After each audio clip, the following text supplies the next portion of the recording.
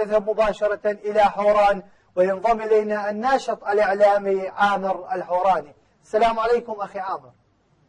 وعليكم السلام أخي الكريم، لكم ولكل مستمعين قناة السوري الحر. حياك الله. ما هي آخر التطورات على جبهات القتال؟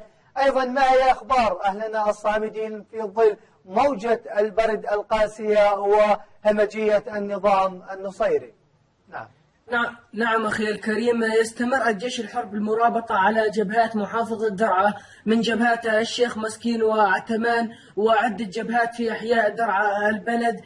أيضا يستمر الجيش الحر بالمرابطة ضمن الظروف القاسية بسبب البرد الشديد الذي يحل على معظم مناطق محافظة درعا والغيوم، التي اليوم أيضا كانت تشكل حظر جوي رباني، ولم تشهد محافظة درعا أي طلوع للطيران الحربي أو المروحي اليوم، فقط القصف المدفعي الذي انهال على بعض القرى والمناطق في محافظة درعا. نبدأها من بصرة الشام في ريف درعا الشرقي التي تعرضت اليوم لقصف بقذائف الهاون استهدف الحي الشرقي من المدينة من قبل قوات النظام، وأيضا استهدفت قوات النظام بلدة جمرين بريف محافظة درعا بقذائف الهاون. أيضا استهدفت بلدة معاربة بريف درعا الشرقي براجمات الصواريخ، وأيضا استهدفت بلدة الجيزة بالقذائف العنقودية.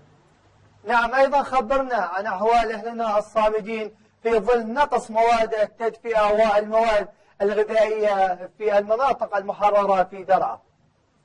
نعم أخي الكريم، بداية من الريف الغربي وخصوصا عدد من القرى في محيط مدينة نوى وأيضا مدينة نوى التي تنقطع عنها مياه الشرب الصحية والمياه الرئيسية بشكل دائم بسبب تقطع الصنابير الرئيسية وأيضا التمديدات الرئيسية للمياه في المدينة جراء القصف بالبراميل المتفجرة، وأيضا طبعا هناك انقطاع مستمر التيار الكهربائي الذي يدوم أحيانا لعدة أيام متتالية نتيجة لتقطيع أسلاك الكهرباء الذي يوميا تتقطع جراء استهداف قوات النظام لهذه المناطق. أيضا حالة مأساوية للأهالي بسبب عدم توفر المواد والمستلزمات الطبية نتيجة وأيضا بسبب وجود الكثير من الحالات الإصابات الآن وحالات الأمراض نتيجة البرد الشديد الذي يحل على المحافظة.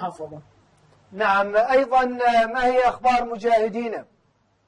نعم أخي الكريم، يستمر الرباط على جبهات عتمان وفي معركة بوابة درعا. أيضا هناك اشتباكات متقطعة أحيانا تجري هناك على الجبهة الجنوبية والغربية، أيضا استهداف بالمضادات الطيران من قبل قوات النظام على جبهات هذه البلدة. أيضا في بصرة الشام يستمر الرباط على جبهات هذه البلدة في ريف درعا الشرقي. أيضا في مدينة الشيخ مسكين يستمر الرباط على الجبهات الأمامية والأولى الملاصقة لمعاقل قوات النظام في الشيخ مسكين، وخاصة في الجبهة الشمالية من جهة اللواء 82 وأيضا من جهة بلدة قرفة المحتلة من قبل قوات النظام. الناشط الإعلامي عامر الحوراني كنت معنا من مدينة درعا، شكرا جزيلا لك، وكان الله بعون أهلنا الصامدين في حوران.